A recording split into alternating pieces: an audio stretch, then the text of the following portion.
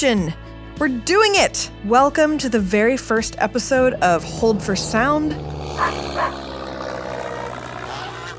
Let's talk media production. I'm your host, Mantha, the project manager at Frostline Studios here in Anchorage, Alaska. Frostline is an audio and video production company that values quality, creativity, and curiosity. I've worked at Frostline for about a year, and I've learned a lot about media production in that time. And if there's anything that I've learned, it's that there is always more to learn, which is why I am so stoked to get this podcast going. In it, you'll join me as I sit down with other folks who work here at Frostline, as well as our colleagues throughout the media production industry, to learn more about what it really takes to bring music to your ears, movies to your screen, and more. Whether you're an industry professional, an aficionado, or you just want to learn more, like me, we hope you come away from listening with a broader understanding of media production.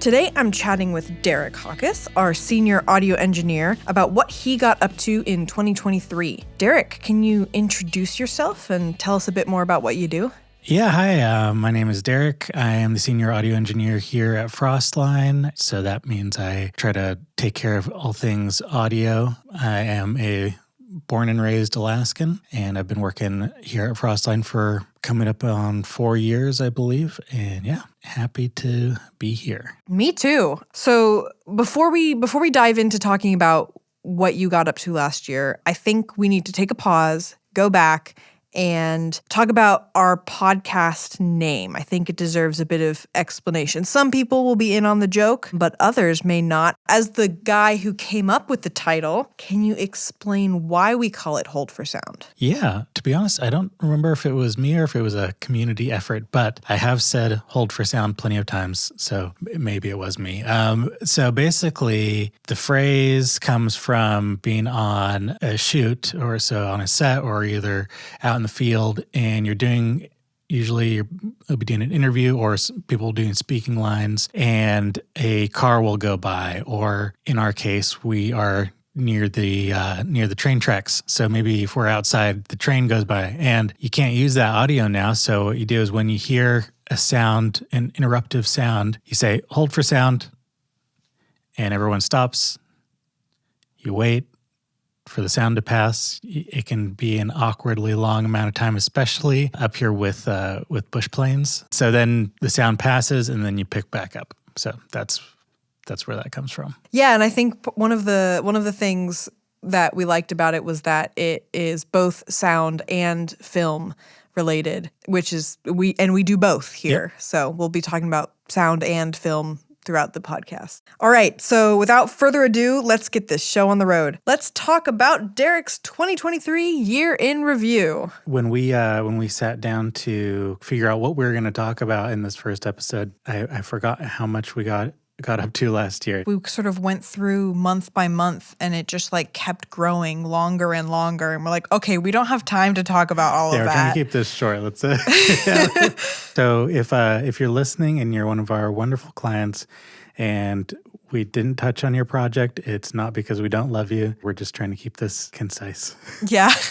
Yeah, we're trying to focus on things that were sort of special in some sort of way that provided a learning experience as well. So one thing that we're hoping to move forward and do a lot more of is composing and getting involved in soundtracks. And so you, this last year, were part of working on the soundtrack for Life Below Zero. Yeah, we were fortunate enough to get in contact with the main composer for the new season, Genevieve Gross-Louise. They ended up reaching out and they're like, hey, we need some kind of one-hit samples of some percussion and traditional Alaskan drums. Can you help us out with that? So I was like, yeah, that's totally fine. And so originally it was just going to be basically a one-hit sample as you go in, and especially like with drums, you hit the drum, give it a few seconds to let the resonance fade and dissipate. And you hit it again, and you spend a whole bunch of time getting these one-shots of each instrument, of each drum, and you do them at all sorts of different velocities and areas on the drum, so you have a variety of sounds. It's not the most exciting work, but it's usually used to where people can take that and load them into their DAW and create beats and grooves using those one-hit samples. And so when I was about to go do this, they're like, yeah, and if you want to just, here's a tempo. If you want to make some loops while you're at it, cool. And so I started doing some loops at that tempo and then started kind of stacking them all. And I haven't done that sort of arranging, or I guess that type of creating with the drums for a few years. Most of what I've been doing lately as session drumming is just playing along to an already existing song. So it was a lot of fun to kind of create the landscape, as it were, with just these loops and layers. And so then I sent it off, and Genevieve loved them and started using them in the show. And so we ended up getting to have a bunch of those loops and stuff, not just the one hits, but like the actual layered pieces that we created here be pretty awesome driving parts in a few of the pieces that Genevieve then created around that for the show. And one of those was in like one of the main trailers for the show. And that was really, really awesome. Hearing what I played and then hearing how Genevieve took that and just went nuts with it and created this really, really awesome piece. It was just, that was really, really cool. And if you get a chance to check out that trailer, it turned out pretty awesome. This is for the soundtrack of season 3 of Life Below Zero, First Alaskans on Disney Plus, Hulu, the National Geographic.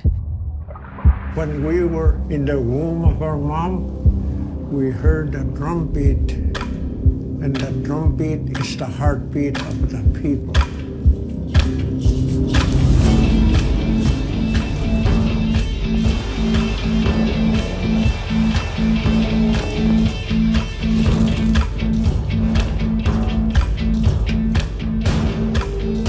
The whole soundtrack is just epic. It's really cool to listen to. And especially it's really cool to listen to know like, hey, I know somebody who played on that. And that trailer for season 3 is just really powerful. Yeah, and it's cool because the trailer as well is like, it's talking about the drum. It's talking about the importance and the significance of the drum and its origins. And it was kind of a important moment for me, like seeing that and then hearing my drums behind that. And that was a special moment for sure. It just goes to show it how it takes a village. Yep. Like we have Derek doing this single drum beat that he sends to the violinist who's working on making the soundtrack, and there's so many individual people involved in every little aspect of making a show like this. I fully agree. Like no one has to worry about carrying the load of something all on their own. And when you can get a whole community involved with creating something, with creating art or creating entertainment, whatever it is, ideally everyone gets to bring their A game in their specific field, in their specific area, and they don't have to worry about other things.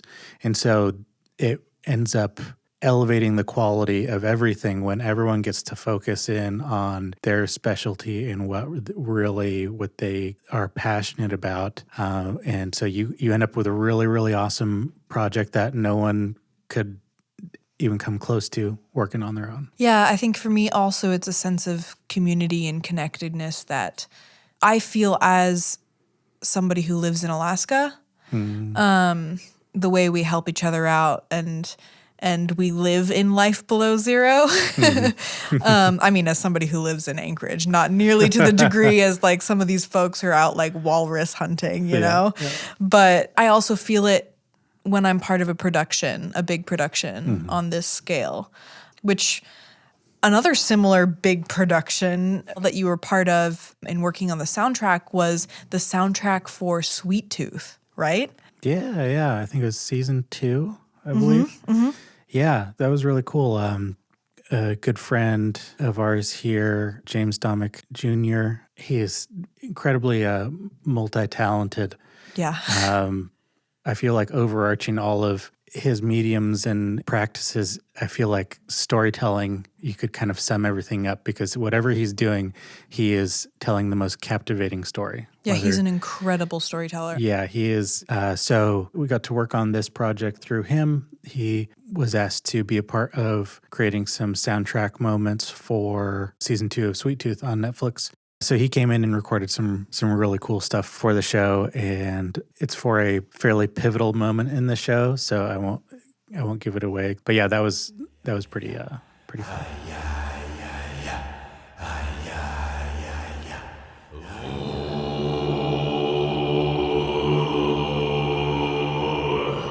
And so what did you do to help him with that? You were just recording? Yeah, I was just doing the engineering. Yeah, turning knobs, setting up mics. Not just. That's vital. Like, you can have an amazing performance, but if it's not recorded well, then it's not. It's what I tell myself every morning. Yeah. These people need me. No. Not just recording, but. So speaking of James Domick, he's incredible. Yeah. One of his most recent big projects is a podcast called Alaska is the Center of the Universe. And it is required. If you are listening to this podcast, I give you permission to stop this podcast right now. And I don't care. You don't have to finish listening to this. Yep. You have to go to Audible and listen to Alaska is the Center of the Universe, because it is probably one of my favorite podcasts, if not the favorite podcast I've ever listened to. It is, we need more of it. I want a second season. I want an infinite. It's just, when Derek was recording it in the studio, we were calling it the Alaska Cryptid Podcast. But which is kind of what, because at that point, I didn't think it had a name yet, and that's kind of what James was, when he reached out to book the session, he kind of said that's kind of a loose description of what it was. And it still serves as a loose description of what it is, but it is so much more than that. It is Alaskan Native stories told by Alaskan Natives, and it interacts with Alaskan Native culture and language and history and spirituality in all sorts of, like, how they're all connected in very important ways, and the way that all of those things reverberate and are impactful still today.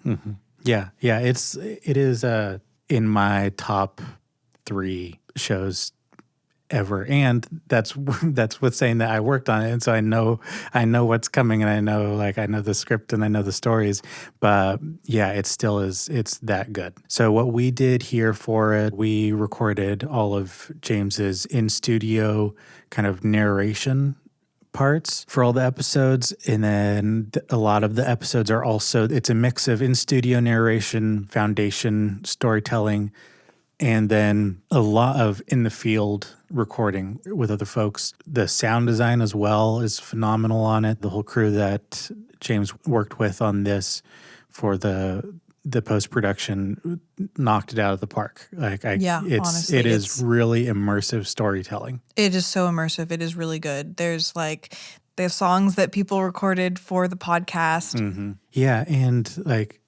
I really appreciate how there's some really big picture life and social concepts and issues that James does a really, really great job of pointing out as things that need to change.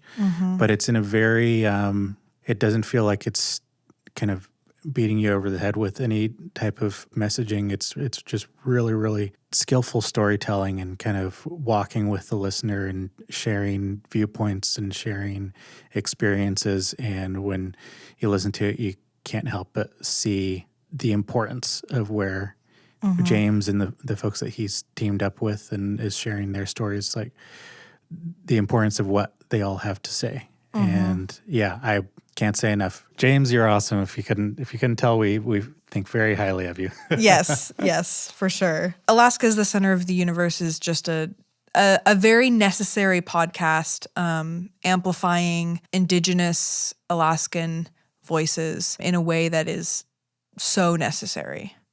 Were there any other cool things that you got to travel for in 2023? Yeah, there was this one was on the road system, but it was still a lot of fun. I don't know if you're a big Great British Bake Off or what's the name God. because over there it's called one thing, here it's like the Great British Baking Show. I think there it's called Bake Off. Yeah. And then I think Pillsbury owns the term Bake Off here or something like that. So I didn't know that. yeah. So you're a fan? I am. It's been a minute since I've like actually watched it, but it's like my emotional support show all through school. Yeah. My wife and I are huge fans. And I don't know if you remember Sue Perkins. Mm-hmm. She is wonderful. And it was actually Courtney who got to work on it initially on this show with Sue Perkins. It's called Sue Perkins Lost in Alaska, I believe. It's currently being broadcast as we're recording this on BBC Channel 5. In the UK. Yeah. So I don't know if it's out yet in the US. Yeah, they said they're going to let us know when they know what platform it's going to be on, so we can put it in the notes or something on this podcast. But yeah, it's a 3-part series of Sue going out and getting to experience parts of Alaska. Courtney went along on the show from fairly early on the production. And Courtney's one of our editors and camera ops. And Mm-hmm. Yeah, so she went on as a DIT, so handling all the data. And then for like the last week of the shoot, their location audio tech ended up getting sick. And it happened to be one of our good friends, Paul Lawrence. So he tapped us in. And so I got to go meet with the crew in Fairbanks, and we kind of hit the road and drove from Fairbanks to McCarthy. So that was a lot of fun. Got to show the folks on that crew kind of where I grew up because I'm from that area. So yeah, that was a lot of fun. And that was a big learning experience for me because I've done location audio for a decent handful of our projects here, but this was the first one where I was dropped into it while the production's already moving.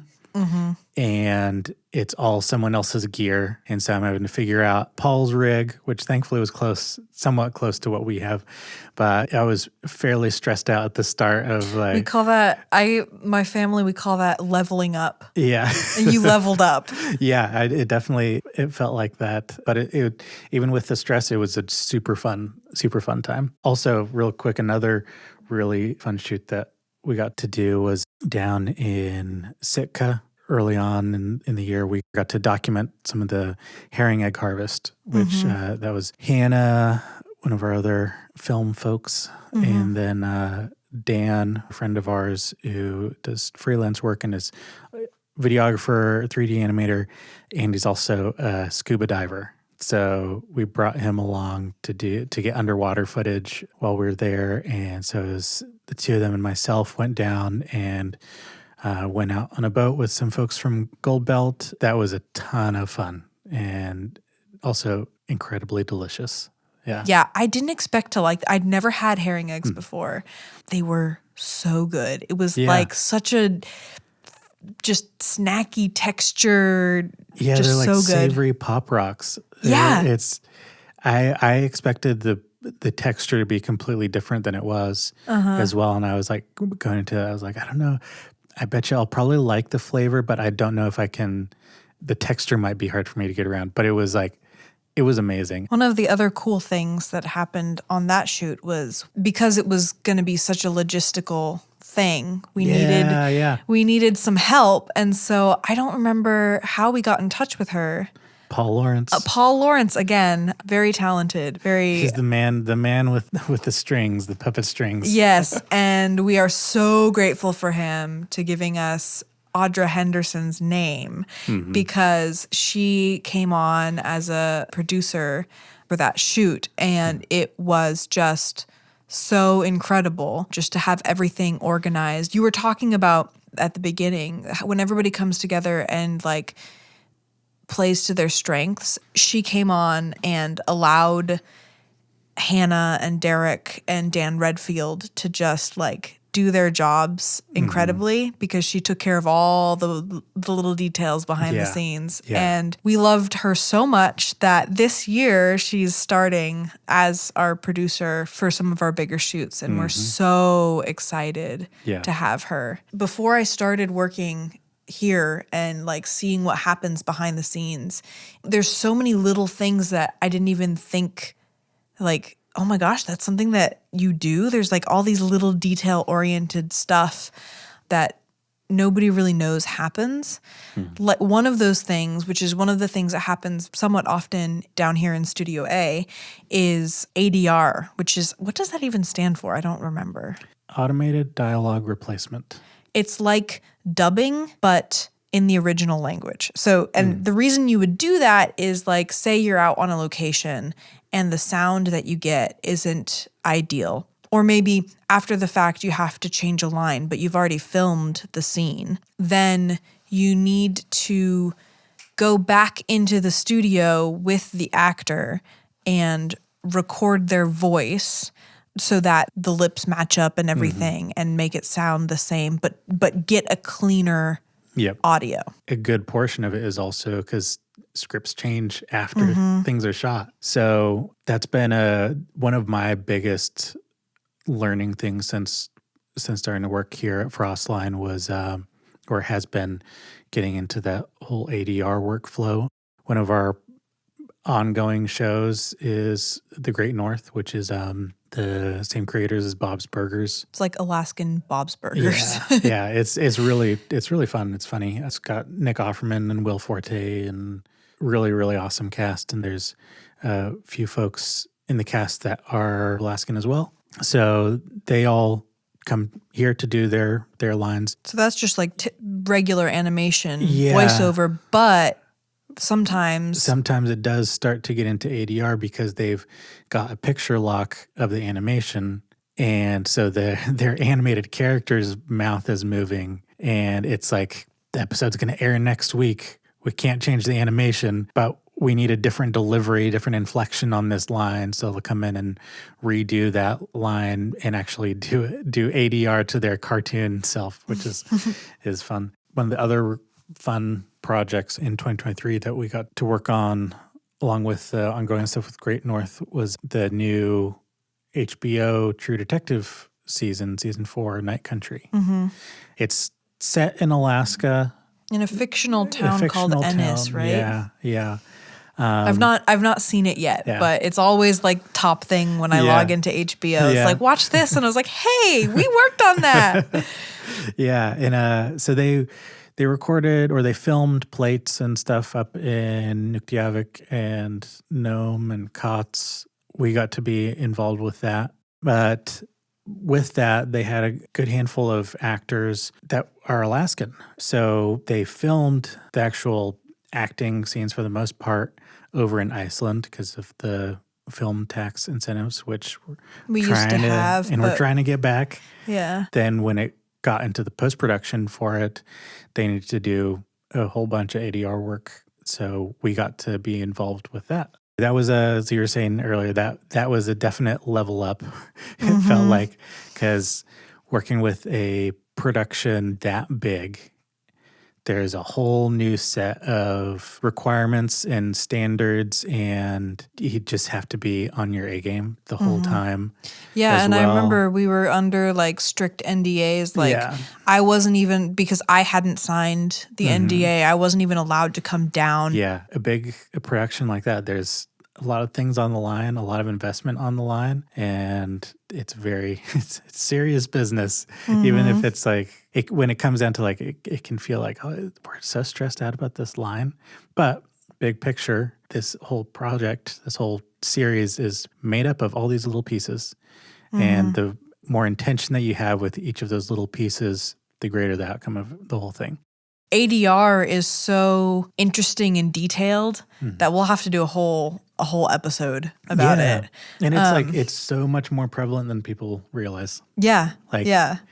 Any of your favorite shows and films, there's a large percentage of the dialogue in there that is ADR. One thing that was interesting and another learning experience with this was the HBO ADR sessions, they went up pretty much right up until the hour that the actors' strike started. Yeah. And so that was another stressor of like trying to make sure we got all these things done before the SAG strike started.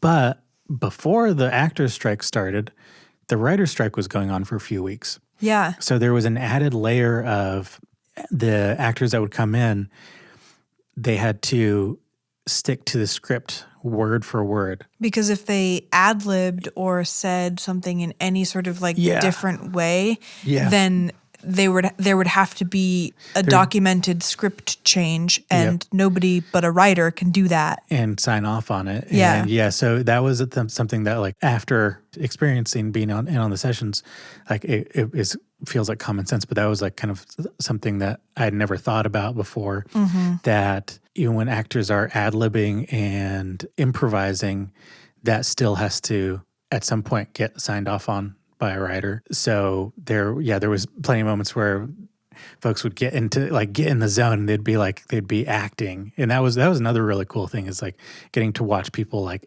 be their character in the booth. And that also came with like doing some ad libs, doing like an improvised line, and you had to be like, wow, that was incredible. Yep. But you can't do that. Yeah, we can't use it. Yeah, that was really interesting to work around. We kind of have a little like an unofficial mantra here at the studio of like, well, things will work out. Things will fall into place. So with the SAG strike, the actors and writers strike, things got quiet as far as out-of-state film clients here in Studio A. But then we had this really awesome uptick in local musicians recording. That's one of my favorite. I've never been a very big music person until I started working here. I didn't realize how many cool, really talented musicians are in Alaska. And it's even more exciting when they come into the studio. Yeah. I mean, we've had so many really fun people come through the studio this year, but I remember I got a phone call one day that was like, "Hi, this is Matt Brenna with the Jangle Bees." And I'm a big Jangle Bees fan, and my family, we all love to go see them. And I was like, I tried to contain myself on the phone. I was like, "Oh, hi, thank you for calling. Yeah, can I get you scheduled?" But I like hung up and I was like, guess who just called me? So yeah, they came in and recorded a whole album, right? Yeah, I think it was a full album. I forget exactly how many songs. As far as music goes, that was a really, really fun project this last year. They booked out, I think it was 4 days to do the majority of the tracking. By the end of it, it felt like, when you're a kid and you go away camping with your friends for like 4 days and you get back and you're like just on this high and like you have so many inside jokes and like, it felt like that after it was done. And I've known Chad Reinvan, the drummer, who also owns and runs Wattage Studio, which is a fantastic studio here in town. I had known him before, but I don't think I knew really. I'd maybe met in passing some of the other band members, but by the end of those 4 days, it was like, oh, I just gained 4 really great friends. These are wonderful people. And the songs are really well written. They're great dynamics, great melodies. One thing that I like to think about is like, if you're going to record a song, I think a good testament of if the song is ready to be recorded, is if you take the vocal and one key melodic instrument, usually it's like either acoustic guitar or piano, and just play one verse and one chorus. And if it feels strong, then you got a song. If you have to rely on all the other pieces of the song to make it happen, then it's probably not ready to be recorded. I also don't want to gatekeep either, because some folks work in different ways. But I think in a band setting, when you're recording with like a bunch of live instruments together at the same time, I think that's a really good way to approach like, okay, when do we actually book time in a studio and hit the record button is when you can play your song and the melody and the lyrics and the chords in just a verse and a chorus feel strong, they make you want to listen to that over and over again, then that song is ready to go. Because if you have your foundation locked in, you get that down, and then you can start having fun with like just getting wacky and creative sounds on all the like little special ear candy things that really keep make people listening. Yeah, they really make a song just sort of stand out. Yeah. Because like you want to have that foundation of the lyrics and the melody to hook people in and to give them that, like, make them want to listen initially, but you want to keep them listening over and over again by having all these little things that every time they listen to, like, oh, what is that? Like, is that a acoustic guitar getting played with a violin bow? Like for like this little moment in verse 2, oh man, I have to listen to the whole song again because it only is for like a couple seconds and I want to hear that again. And so I love that approach of the more you have your foundation really locked in as a band, the more time you can spend in a studio getting creative with all the really wacky other elements. So that's all to say, like, they came in and they started playing. I was like, yeah, these songs are ready. They have been practicing these songs. They've been really intentionally forming the melodies and the chord progressions. And these are like, each song has its own hook. Each song has a really defined structure and arrangement. I'm really excited to hear the new music. Yeah, I just bounced out the session bounces for them, and they're still sounding like great songs. Were there any other fun bands that came through the studio this year or last year? Yeah, there's, let's see, just off the top of my head, sorry if I forget anyone, Joctet, which is Jacques Annandale's group, and it's kind of instrumental jazz with heavy Jay Dilla influence. So really groovy stuff, really incredible musicians. Jacques and his whole band are at a whole nother level.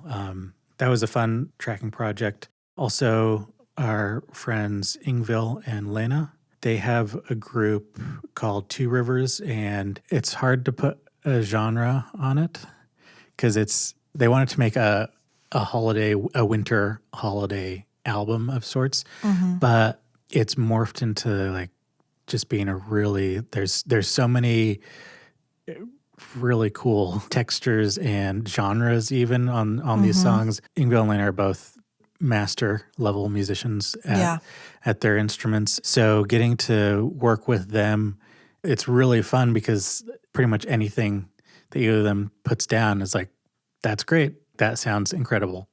Do you want to use it? And they're like, oh, no, I can do better. And so you get to... You're like, what? You can do better? And so it's super, super fun. And their knowledge of especially harmony is really impressive to where they're knowing how to create parts on the fly that support the lead lines in really special ways. And I'm constantly impressed and humbled by their knowledge of music theory and how they apply it in the studio and in the writing. And it's another example of like they have the foundations of these songs. I'm not inside their brains, but from what it seems like, there's the knowledge and experience level that they have on their instruments is so readily accessed that they can build really complicated and impressive moments on top of this foundation. Is it an instrumental No, album? some instrumental. There is also some songs that have vocals on them, and it's a pretty big collaborative album as well. They've got several of their friends that are either singing or doing various parts on it. I know Ingvill plays these like, she's Norwegian, and so she has these like flutes. I don't know what they're called, but there's like two willow flutes.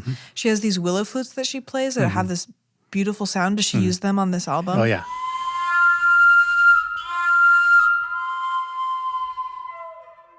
So she's got those willow flutes that always fascinate me. Are there any other like interesting, fun instruments that they bring into this project? So yeah, Ingvill on this is playing the flutes, flugelhorn, trumpet, classical guitar, electric guitar, bass as well. and Lena is playing violin, viola. Lena also is playing I think it's pronounced komus, and it's a jaw harp, a Siberian instrument, because that is where Lena is from. But that it's like this instrument that's made out of pieces of metal, and you like hold it in your mouth, and then you pluck part of the instrument, and it resonates, and how you shape your mouth also shapes the resonance and the sound and pitch of the instrument.